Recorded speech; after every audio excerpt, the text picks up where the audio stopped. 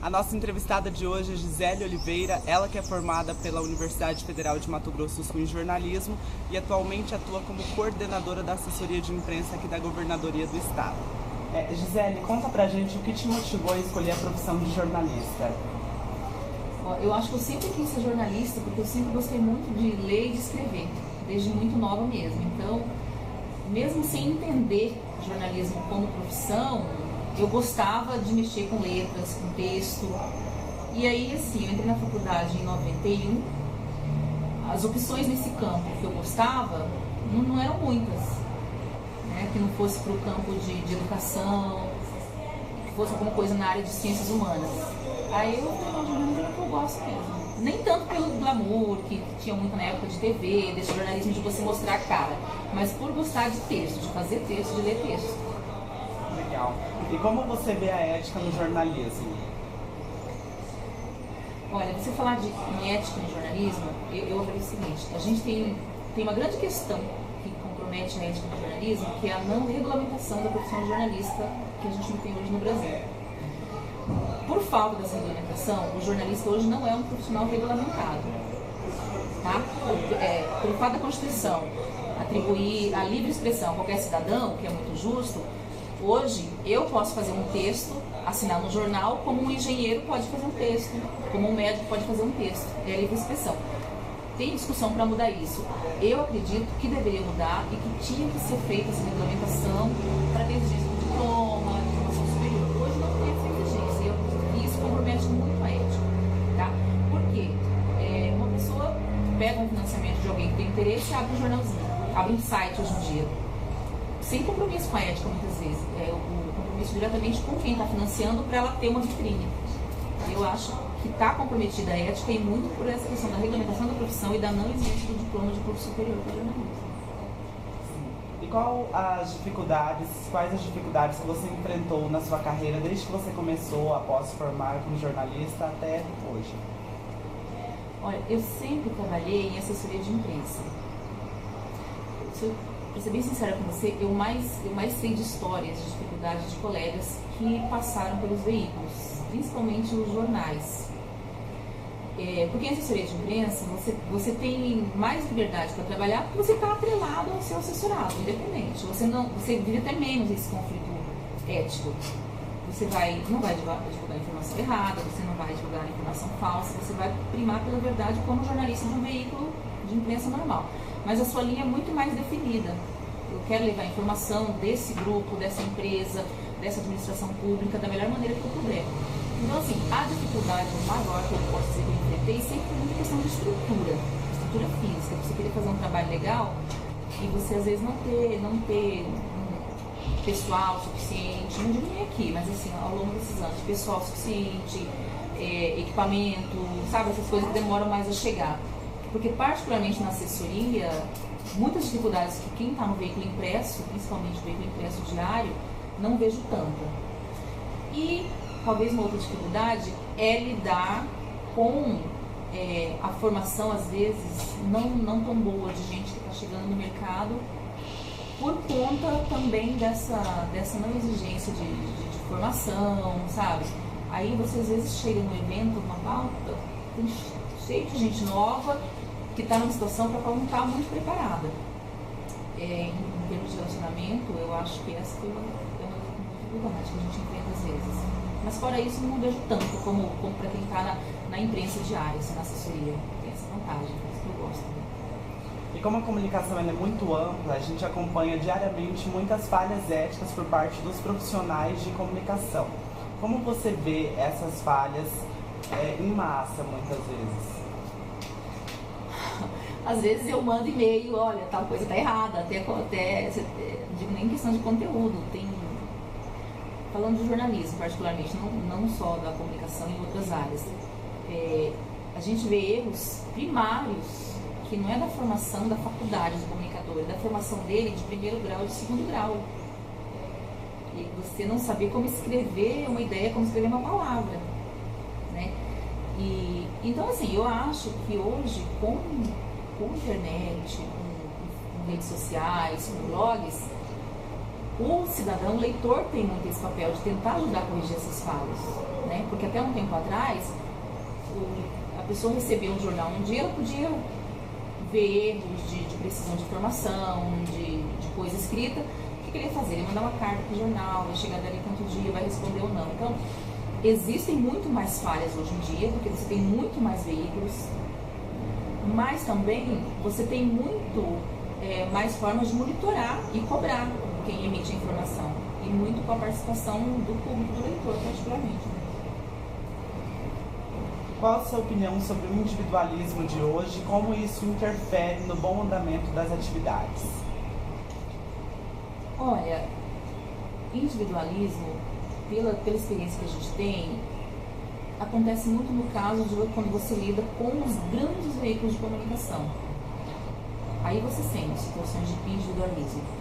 Fora do núcleo, sim, a principal emissora, o principal jornal, o principal site, existe muita colaboração, existe coleguismo.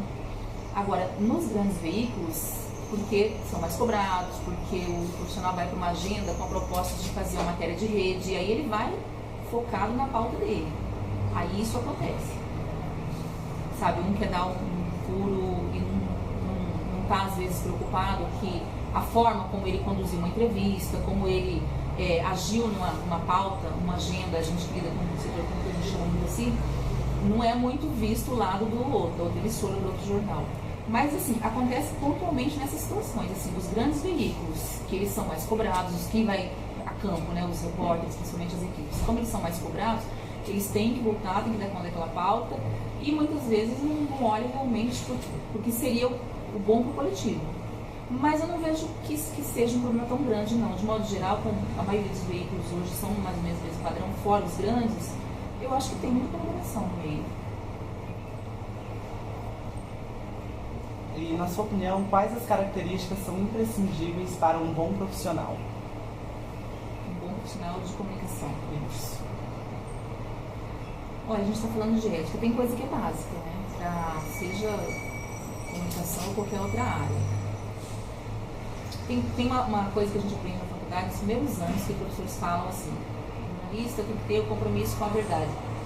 Essa eu acho que é uma premissa que não mudou.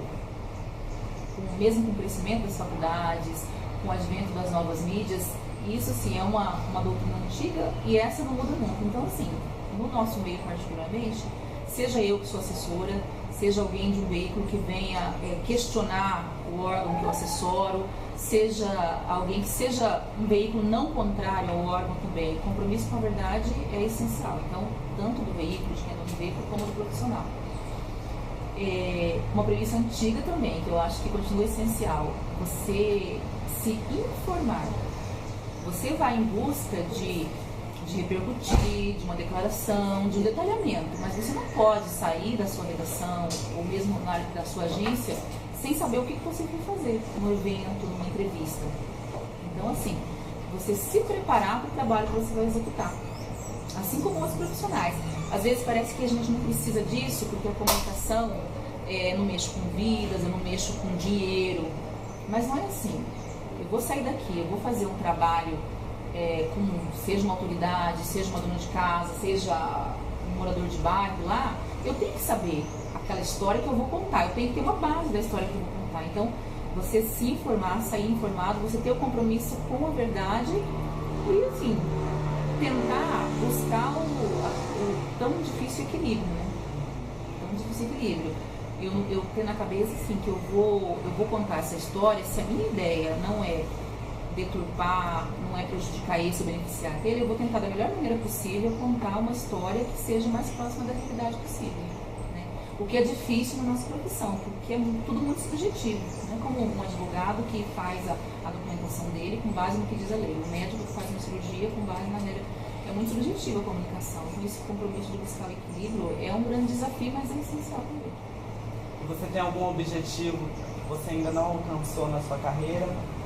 Você deseja amadurecer isso mais pra frente? Eu não tenho pensado muito em objetivos pessoais, assim. O que eu queria muito mesmo é ver aquilo que a gente conversou no começo, essa regulamentação da profissão. Porque até pra gente, seja eu que sou da outra geração, seja para colegas que estão se formando agora, para você anunciar algumas coisas, você tem que ter um vislumbre de o que é a sua profissão daqui a 5 anos, daqui a 10 anos, daqui a 15 anos. Tá? Então, assim, se o Senado aprova o projeto e vai confirmar a exigência de diploma para regulamentar a profissão, o valor que um jornalista vai ter é diferente do que é hoje, sabe? Em relação a salários, a reconhecimento profissional. Então, assim, muitos planos pessoais de quem está na área, principalmente de comunicação, jornalismo, depende do que você saber o que você pode esperar da sua profissão no futuro, né? Eu gosto muito de assessoria. Não tenho, assim, ambições de como eu via nos livros no começo de faculdade, assim, sonhava em mudar o mundo, o pessoal ia contra, porque era governo de ditadura, você tinha anseios políticos, assim, como jornalista, de você reverter uma situação. Hoje o país é outro. Então, assim, eu gosto muito de assessoria, então eu penso em progredir nesse campo de assessoria, sabe? Eu sou funcionária do Estado, sou concursada, mas, assim, quero fazer outros concursos, quero aprender mais. Eu mexo muito com impresso e agora internet aqui, né?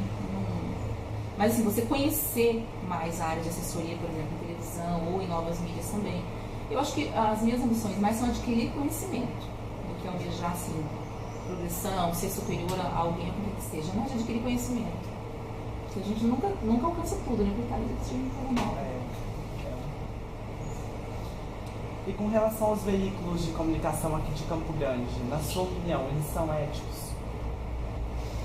Principalmente a parte do online, né? Porque o online agora ele está bem presente na vida das pessoas. Exatamente.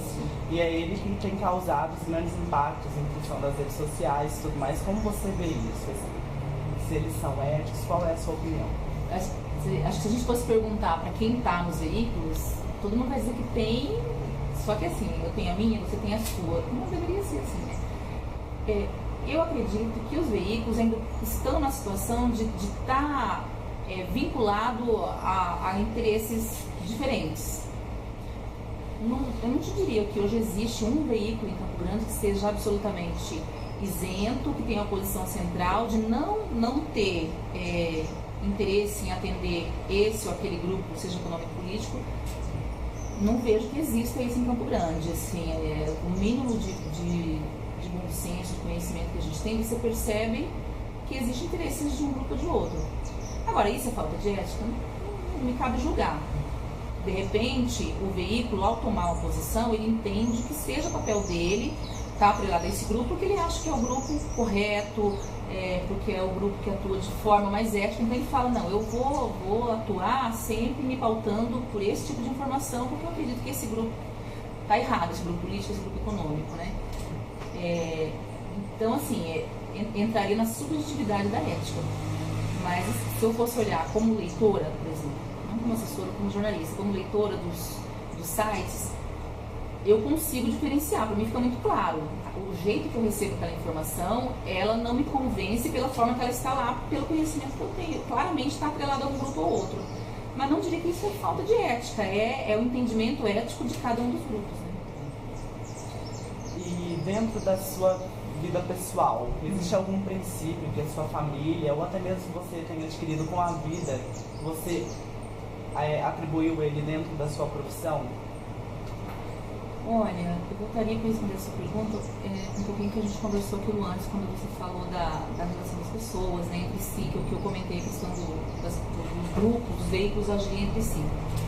Eu acho que o principal é você ter consciência, sim, você sai para fazer um trabalho jornalístico, você ter o mesmo respeito pelo seu colega, por ela, todo mundo pode ter o seu espaço e você, sem prejudicar de ninguém, você pode buscar fazer o seu trabalho da melhor forma. Eu acho que o principal que eu trago de família é isso. Eu vou fazer o melhor que eu puder, não vou me conformar com menos, mas para isso eu não preciso tirar o do outro, atrapalhar o trabalho de ninguém. Passar por cima de e assim, existe às vezes no meio jornalístico, não tanto na assessoria que eu estou hoje, mas nos veículos, no Instituto de Informação, o que é normal, saudável no jornalismo, mas assim, você não precisa pensar que a sua informação só é legal, a sua publicação, o seu livro é legal, se o outro fizer uma coisa muito ruim. Então, aí isso eu acho que não pode acontecer. E essa é uma situação que eu acho que vale para qualquer coisa que eu faça na vida e também vale na questão profissional. E qual é a importância da credibilidade, na sua opinião, e como você faz para conquistá-la? Olha, credibilidade, principalmente no jornalismo, a gente fala muito vinculado principalmente aos veículos, né? Se você falar em assessoria, fica uma situação muito mais diferente, porque o que é a tendência? Eu sou assessora hoje do governo do estado, né? A credibilidade do que eu publico aqui, do que os jornalistas nossos publicam, pode ser questionada? Pode, porque em princípio o leitor ou qualquer um pode entender que o interesse é você beneficiar o grupo para o qual você trabalha. Então, assim, o que a gente procura aplicar na assessoria, pelo menos que a gente está hoje, é você fazer a divulgação, você fazer o seu release, que é a informação oficial, pensando como jornalista de veículo. Eu vou contar uma história de um programa que vai ser lançado, de um programa que está sendo realizado, buscando aquela informação que o jornal buscaria. Tá? Olha, isso está beneficiando? Como? Quantos jovens com o programa de Vale? Quantas famílias assistidas na área social? Como que o programa de esporte aumentou o recurso? Então, assim, eu acho que buscando dar informação com dados concretos, que o leitor olhe e ache assim, essa informação eu veria no jornal. Então, isso aqui, eu acho que esse texto não é só para vender o peixe de um governo, de um governador, de uma prefeitura. Isso eu acho que acaba dando credibilidade. Você tentando mostrar a informação com dados reais, sem aqueles elogios vazios, sem aquelas informações, sabe, gratuitas, que não agregam informação realmente para o leitor. Acho que isso dá credibilidade. Para a gente finalizar, você pode deixar uma dica para nós que estamos nos formando e vamos ingressar no mercado de trabalho daqui a algum tempo, diante da sua experiência que você compartilhou aqui com a gente? Olha, eu acho assim, eu sempre tive vontade de ser jornalista desde cedo. Então, assim, quem tem vontade de ser jornalista, vá fazer, porque é uma profissão gostosa, quer fazer uma outra coisa, faça também. Publicidade é uma profissão que eu acho muito linda e é uma profissão muito valorizada hoje em dia. Estou olhando de fora como quem conhece alguns publicitários, né? E, assim, essas áreas de ciências humanas, que você mexe com pessoas, que você mexe com as letras, digamos assim, exige que você tenha aquele gosto de ler e ser curioso, né?